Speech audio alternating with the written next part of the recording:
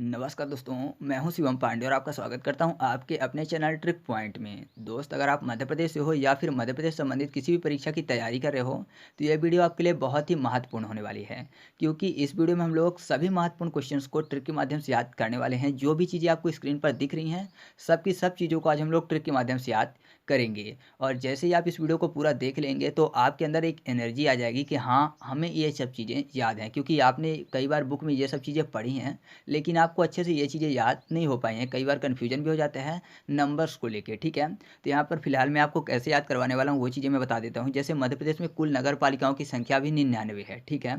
तो नगर पालिका में एक शब्द लिखा हुआ है पलक। पलक मतलब क्या होता है? आंखों वाली पलकों की बात हो रही है, ठीक है। तो आंखों को क्या बोलते हैं? नैना बोलते हैं। तो नैना में शब्द क्या लिखा हुआ है? नौ नौ। नौ नौ फॉर 99। पलक से पालिका यानी नगर पालिका। तो ऐसे हम लोग सभी चीज़ों को याद करेंगे। तो बस आपको करना ये है कि इस वीडियो को पूरा देख लेना है। उसके बाद मैं पूरी गारंटी देता हूँ आपको कि आपको दोबारा ये टॉपिक कभी भी नहीं पढ़ना पड़ेगा। मध्य प्रदेश एक दृष्टि में जो टॉपिक है, कभी भी आप ना ही बुक में पढ़ेंगे और ना ही कभी किसी की वीडियो देखेंगे इस वीडियो को देखने के बाद। तो बस आप वीडियो के अंत तक बने रहिएगा और हाँ, अपने दोस्तों को भी ये वीडियो ज़रूर शेयर करिएगा, ठीक है। तो वीडियो को देरी न करते हुए चलिए शुरू करते हैं।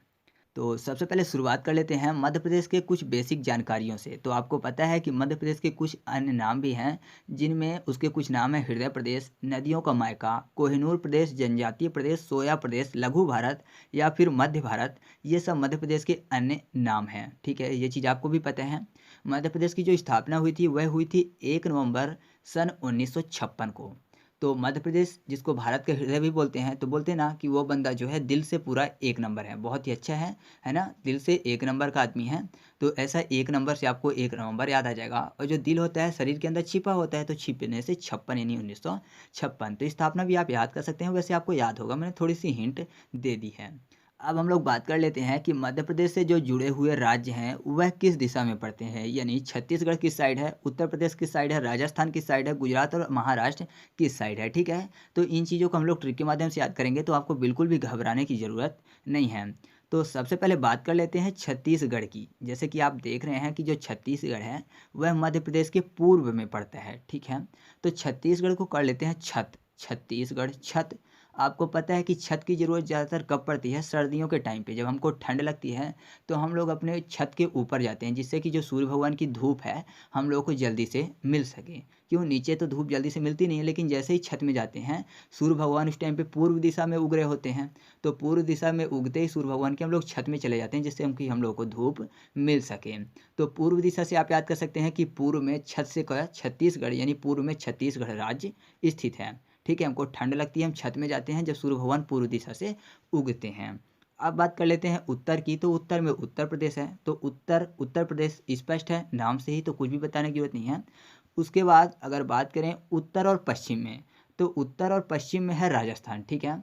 तो ऐसा कह सकते हैं कि उत्तर यानी जब तक सूर्य भगवान उतर नहीं जाते, कहाँ, पश्चिम साइड, यानी पूरा डूब नहीं जाते हैं, तब तक सूर्य भगवान का ही राज होता है पूरे आसमान में। आपने देखा होगा तब तक ना तो चाँद दिखता है ना ही सितारे दिखते हैं। जब तक सूर्य भगवान नीचे नहीं उतर जाते, ठीक है, ऊपर से जब तक नीचे नहीं उतर जाते सूर्य भगवान, तब तक उनका ही राज होता है आसमान में। तो राज्य से राजस्थान जब तक ऊपर से नीचे उतर नहीं जाते, नीचे मतलब पश्चिम साइड नहीं चले जाते, तो ऊपर से उत्तर और पश्चिम से पश्चिम। तो आप ऐसे याद रखिएगा कि उत्तर और पश्चिम के बीच में कौन सा राज्य स्थित है? राजस्थान स्थित है। क्यों? क्योंकि जब सूर्य भगवान ऊपर से नीचे डूब नहीं जाते पश्चिम साइड तक, तब तक उनका ही राज होता है आसमान में, ठीक है। अब बात कर लेते हैं पश्चिम में। तो पश्चिम में स्थित है गुजरात। तो गुजरात में एक शब्द लिखा हुआ है रात। तो आपको पता है जैसे ही सूर्य भगवान डूब जाते हैं पश्चिम में जाके, तो हम रात हो जाती है, ठीक है। तो रात से गुजरात, तो पश्चिम में क्या है? गुजरात है। चार चीज़ें याद हो गई। पूर्व में क्या है? छत्तीसगढ़, उत्तर में उत्तर प्रदेश, और उत्तर और पश्चिम में है राजस्थान, पश्चिम में है गुजरात। अब बात कर लेते हैं दक्षिण की। तो दक्षिण में है महाराष्ट्र, ठीक है। तो दक्षिण में एक शब्द लिखा हुआ है छीण। छीण मतलब छीनने की बात हुई है। और महाराष्ट्र में एक शब्द लिखा हुआ है महान अस्त्र। महाराष्ट्र महान अस्त्र।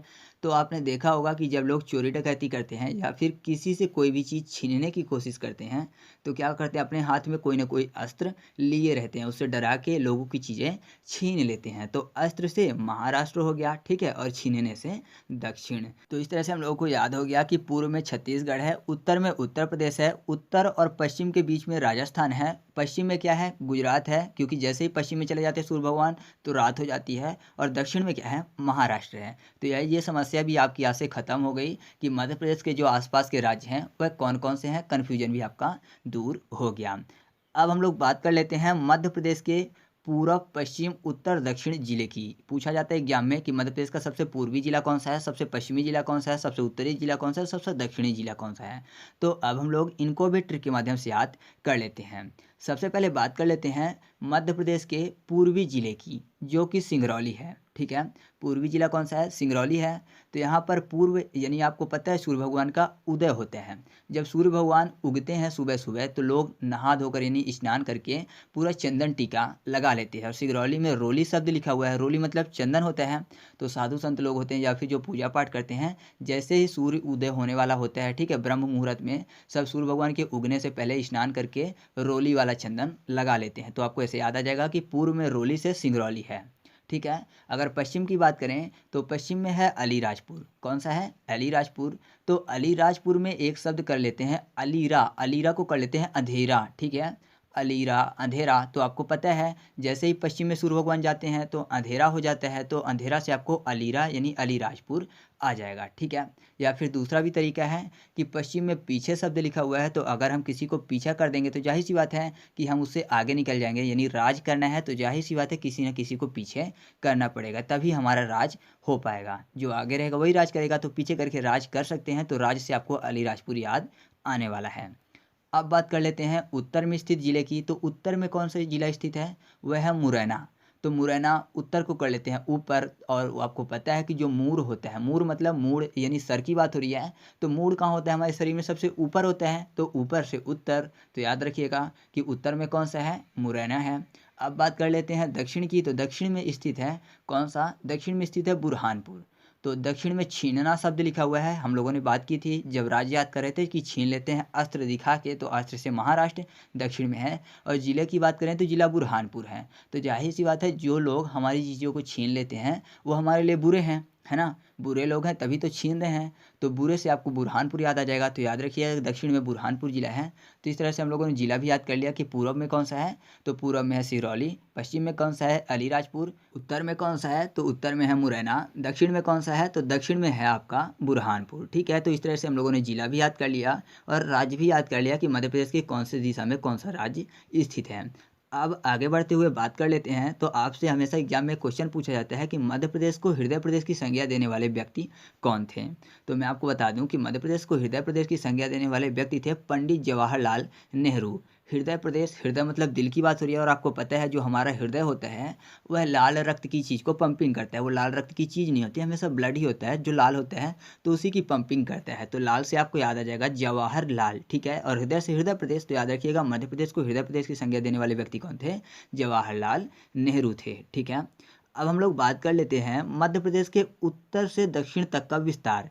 यानी उत्तर से दक्षिण तक मध्य प्रदेश कितने किलोमीटर तक फैला हुआ है। तो उत्तर से दक्षिण तक की बात करें तो मध्य प्रदेश 605 किलोमीटर लंबा है। तो याद करने के लिए उत्तर को शॉर्ट में क्या लिखते हैं, ऊ लिखते हैं। ठीक है, बीच में एक बिंदी लगाते हैं क्योंकि शॉर्ट है, फिर उसके बाद दक्षिण का दा लिख लेते हैं। तो जो ऊ है आपको रोमन गिनती की याद दिला रहा होगा, वो है रोमन गिनती का 6। ठीक है, ऊ जो है रोमन गिनती का 6 होता है। फिर जो जीरो की तरह बिंदी है वो जीरो की तरह दिखेगी, और दक्षिण में जो दा है वह उल्टा 5 है। ठीक है, आप देख रहे होंगे मैं आपको बना के दिखा भी रहा हूँ।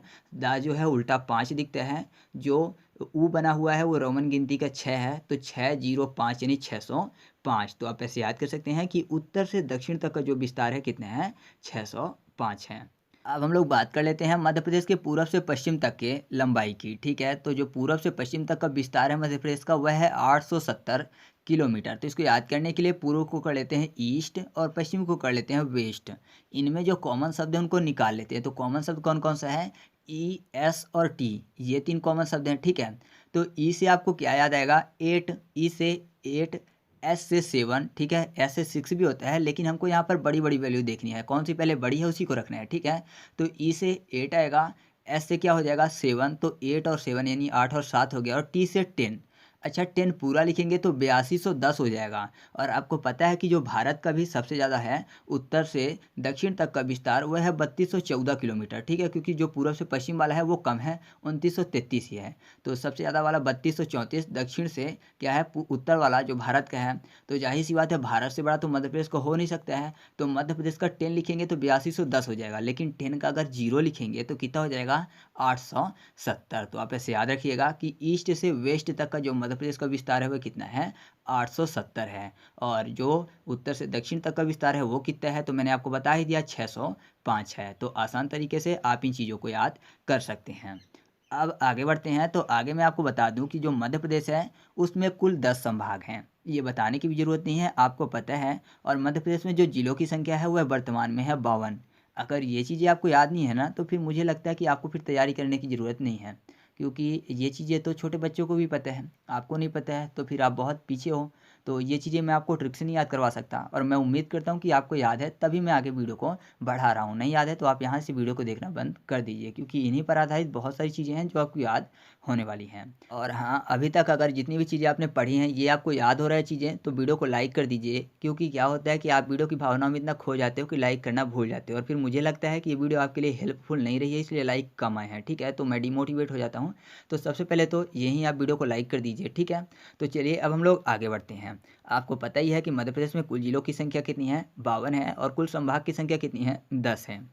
और जो मध्य प्रदेश की अगर बात करें कि कुल क्षेत्रफल कितना है तो मध्य प्रदेश का कुल क्षेत्रफल है 308252, ठीक है, 3,82,152 वर्ग किलोमीटर।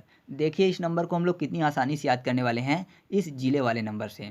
आपको पता है कि भारत में जो राज्य की संख्या है वो कितनी है 28 है। लेकिन आपको ये चीज़ नहीं पता है कि दो और हैं केंद्र शासित प्रदेश जो कि आधे राज्य की तरह काम करते हैं, वहाँ भी मुख्यमंत्री नियुक्त किए जाते हैं, एक दिल्ली और दूसरा पांडुचेरी। तो कुल मिला के ऐसा कह सकते हैं कि प्रदेश की संख्या एक हिसाब से 30 हो गई। 28 जो हैं और दो ये जो कि आधे आधे प्रदेश हैं, दिल्ली और पांडुचेरी, तो 30 हो गए, ठीक है। आपको पता है कि मध्य प्रदेश में जिलों की संख्या कितनी है 52 है। तो सबसे पहले 30 लिख लेते हैं, बीच में जगह छोड़ के 52 लिख लेते हैं। अब 30 और 52 को दोनों को जोड़ दीजिए तो हो जाएगा 82, तो उसको बीच में लिख देते हैं, ठीक है। तो कितना हो गया 30 82 52। तो देखिए कितनी आसानी से हम लोगों ने याद कर लिया कि मध्य प्रदेश का जो कुल क्षेत्रफल है वो कितना है 30 82 52 वर्ग किलोमीटर। आसान था ना। तो चलिए आगे बढ़ते हैं। अब हम लोग बात करते हैं भारत के कुल क्षेत्रफल में मध्य प्रदेश का हिस्सा जो कि है 9.38%। तो यहाँ पर क्षेत्रफल में हिस्सा की बात हो रही है, मतलब एरिया में हिस्सा देने की बात। तो आपको पता है कि पहले क्या होता था, बाहरी आक्रमणकारी आते थे, वह आक्रमण करते थे और राजाओं से जितना वाला हिस्सा जीत जाते थे उसको अपने में शामिल कर लेते थे, या फिर ऐसा कहिए कि राज्य में हिस्सा ले लेते थे जितना वह जीत जाते थे।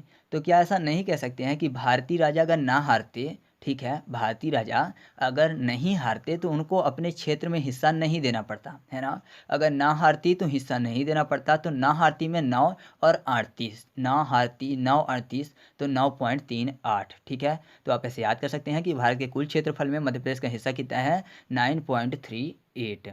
और आपको पता है कि क्षेत्रफल की दृष्टि से जो स्थान है भारत में राज्य का, यानी मध्य प्रदेश राज्य का, तो वह दूसरा है, ठीक है। मध्य प्रदेश पहले नंबर पे था, लेकिन सन 2000 से 1 नवंबर 2000 के बाद जब छत्तीसगढ़ अलग हो गया, मध्य प्रदेश पुनर्गठन के बाद दूसरे नंबर पे आ गया, और पहले नंबर पर कौन चला गया, राजस्थान चला गया, ठीक है। तो ये चीज़ आपको पता है, तो इसके लिए कोई भी ट्रिक मैं आपको नहीं बताऊँगा।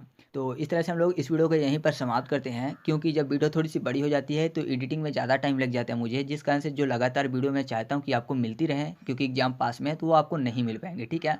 तो पार्ट बाई पार्ट बनाऊंगा, जल्दी जल्दी वीडियो आएंगी, आपको देखने में भी मजा आएगा, क्योंकि वीडियो छोटी रहती है तो देखने में मज़ा आता है। तो अगली वाली वीडियो में हम लोग बात करेंगे कुछ नंबर्स के बारे में, जैसे कि मध्य प्रदेश में कुल तहसीलों की संख्या कितनी है, मध्य प्रदेश में कुल विकास खंडों की संख्या कितनी है, आदिवासी विकास खंडों की संख्या कितनी है, नगरों की संख्या कितनी है, नगर निगम नगर पालिका, ये सब चीज़ें हम लोग नंबर्स याद करेंगे अगली वाली वीडियो में, ठीक है। तो ये वीडियो आपको कैसी लगी ये चीज़ कमेंट करके बताना है, और ज़्यादा से ज़्यादा दोस्तों के साथ शेयर करना है, जिससे कि मैं अगली वीडियो बनाने के लिए जल्दी से जल्दी प्रेरित हो सकूं, ठीक है। और कुछ क्वेश्चन है उनके आंसर आप जल्दी से कमेंट करके बता दीजिए।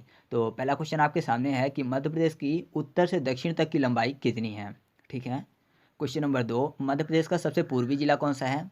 क्वेश्चन नंबर 3, मध्य प्रदेश के सबसे पश्चिम में कौन सा जिला स्थित है। क्वेश्चन नंबर 4, मध्य प्रदेश के दक्षिण में कौन सा राज्य स्थित है, ठीक है। और क्वेश्चन नंबर 5 कि मध्य प्रदेश का कुल क्षेत्रफल कितना है। तो इन पांचों क्वेश्चन के आंसर आप कमेंट करके बता दीजिए, और वीडियो कैसी लगी ये चीज़ भी आप अच्छे से बता ही दीजिए, ठीक है। तो चलिए मिलते हैं अगले वीडियो में, तब तक के लिए जय हिंद।